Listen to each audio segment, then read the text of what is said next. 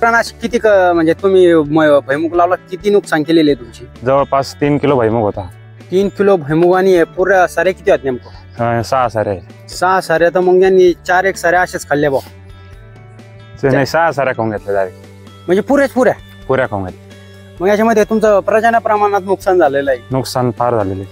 मग तुम्हाला माहित नव्हतं का तुमच्या इकडे समजा डुकरा येईन काही? ते एका रात्रीत आले सगळं खाऊन घेतलं. म्हणजे टोळी का त्यांची काही गँग? नमस्कार मित्रांनो, फायद्याची गोष्ट या युट्यूब चॅनलवर तुमचं स्वागत आहे. शेतकरी मित्रांनो, आपण मोगून या झाडामध्ये आलेलो आहे आणि शेतकऱ्यांनी भुईमुग लावलेला आहे. तुम्ही बघू शकता की चांगल्या प्रकारे हा भुईमुग आलेला होता, परंतु आमच्या इकडे डुक्कर भरपूर झालेले आहे आणि शेतकऱ्यांनी जे लावलेला भुईमुग हा डुक्कर उकरून टाकताय त्या उन्हाच्या नादात म्हणा किंवा असं नुकसान करताना. शेतकऱ्याने एक छोटंसं त्याच्या क्षेत्रामध्ये बिना खर्ची कंपन थोडसं म्हणजे कसं 1000 ते 500च्या आत कंपन करून आणि त्याचं डुकरांना कसं संरक्षण केलेलं आहे या भुईमुगाचं, याच्याविषयी आपण त्यांच्याकडून जाणून घेणार आहोत. तर चला तर मग त्यांचा छोटासा मुलाखत परिचय करून घेऊ. धन्यवाद मित्रांनो. आज आपण त्या शेतकऱ्याकडून मुलाखत घेणार आहात. तर नाव तुमचं सांगा. दिनेश कारभारी पराग. तर तुम्ही म्हणजे भुईमुगामध्ये काय प्रॉब्लेम होता तुम्हाला? आम्ही मोगणीमध्ये कापूस आणि भुईमुग लावलेला आहे आणि भुईमुग लावल्यानंतर त्याला शेंगा आलत्या. तर डुकराने अशी नुकसान केलेली. म्हणजे डुकरांना किती म्हणजे तुम्ही भुईमुग लावला, किती नुकसान केलेली आहे तुमची? जवळपास 3 किलो भुईमुग होता. 3 किलो भुईमुग आणि पुऱ्या साऱ्या किती आहेत नेमकं? 6 सारे. 6 साऱ्या तर मग यांनी 4 एक साऱ्या अशाच खाल्ल्या बा. नाही 6 साऱ्या खाऊन घेतल्या डायरेक्ट. म्हणजे पुऱ्या खाऊन घेतल्या. मग याच्यामध्ये तुमचं प्रचंड प्रमाणात नुकसान झालेलं आहे. नुकसान फार झालेले. मग तुम्हाला माहित नव्हतं का तुमच्या इकडे समजा डुकरा येईन काही? ते एका रात्रीत आले सगळं खाऊन घेतलं. म्हणजे टोळी का त्यांची काही गँग? 50 ते 60 ती. हो का? मग याला तुम्ही समजा आवल काही असं उपाय केला नव्हता का? उपाय काही नाही केला आम्ही. डायरेक्ट तार आणली 500 रुपयाची. म्हणजे नंतर हे खाल्ल्याच्या नंतर दुसऱ्या दिवशी म्हणा का असं 2-3 दिवसांना? बाकी इकडे आपण 10 किलो लावलेला आहे. म्हणजे भुईमुग भरपूर म्हणजे तुम्ही पुऱ्यामुळे मोगुणीमध्ये भुईमुग लावलेला आहे आंतरपीक म्हणून.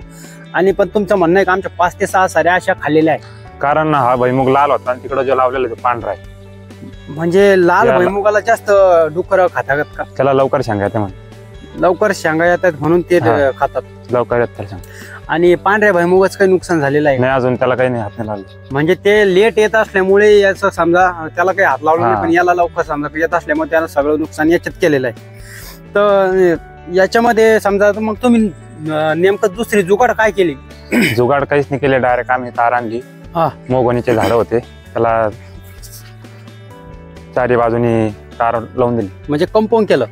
कंपाऊंड म्हणजे याच तुम्ही तार हा बार्डिंग वायरचा पण चालतो का? हो चालतो, काही अडचण नाही. बार्डिंग वायरचा बी शेतकरी मित्रांनो तुम्ही बघू शकता की यांचे मोगुनी जे झाडं होते यांना कोणत्याही प्रकारचा बांबू लावायची गरज नाही आणि यांनी ह्या मोगुनीच्या झाडाचा फायदा, बाउंड्री फार्मिंगचा फायदा ह्या कंपाऊंड मध्ये घेतलेला आहे. आता शक्यतो तुम्हाला तार एखाद्या वेळेस दिसणार नाही, पण तुम्ही बघू शकता मित्रांनो अशी काही तार घेतलेली आहे आणि एक खाली घेतली आहे. तर ह्या 2 ताऱ्यांना मग डुकराचं संरक्षण होतं का? हो, डुकरा येतच नाही. डुकरा येत नाही काही याला? म्हणजे काही रात्री तुम्ही करंट सोडता का काही नेमकं काही? नाही करंट वगैरे काही नाही का? नाही. मग याच्यातून समजा हे लावल्याच्या नंतर तुम्हाला काही फरक झाला का? फरक झाला, आलेच नाही तेव्हापासून डुकरा आलेले नाही. तर याला खर्च किती आला तुम्हाला? खर्च 500 रुपये. फक्त 500 रुपयात? एक एकर. तर मित्रांनो तुम्ही बघू शकता की शेतकऱ्याने एक अनोखा असं एक जुगाड केलेला आहे. स्वतःचं डोकं वापरून शेतकऱ्यांनी स्वतःचं वावराचं भुईमुगाचं डुकरापासून संरक्षण केलेलं आहे. फक्त 500 रुपयाच्या तारामध्ये तुम्ही हे डुकराचं संरक्षण करू शकता. बार्डिंग वायर वापरले असं काही नाही की तुम्ही टमाट्याची तार वापरा किंवा आणखीन इतर प्रकारे कोणता तार वापरा, पण याला खाली म्हणजे एवढा अंतरावर बस आहे का काही खाली? इतकाच अंतर पाहिजे एवढंच अंतर. कारण डुक्कर कमराच्या खालीच असतं. कमराच्या खाली असतं.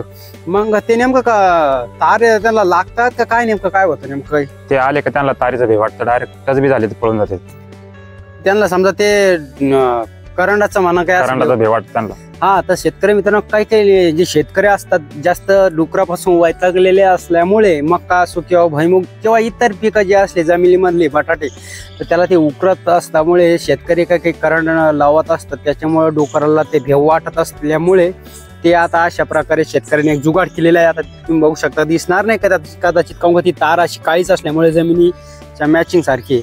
तर खूप छान प्रकारे असं शेतकऱ्यांनी नियोजन केलेलं आहे. मित्रांनो, व्हिडिओ आवडल्यास लाईक करा, शेअर करा आणि सबस्क्राईब करायला विसरू नका, जेणेकरून तुम्हाला अशाच नवनवीन व्हिडिओ आपल्या यूट्यूब चॅनलवर बघायला मिळतील. आणि शेतकऱ्याच्या मुलाखती, शेतकऱ्यांनी लावलेले नवनवीन प्रयोग आपण सुद्धा आपल्या यूट्यूब चॅनलवर दाखवत असतो. आता ही महोगनी आहे, याच्याविषयी आपण एक स्पेशल व्हिडिओ त्यांचा बनवूयात. धन्यवाद.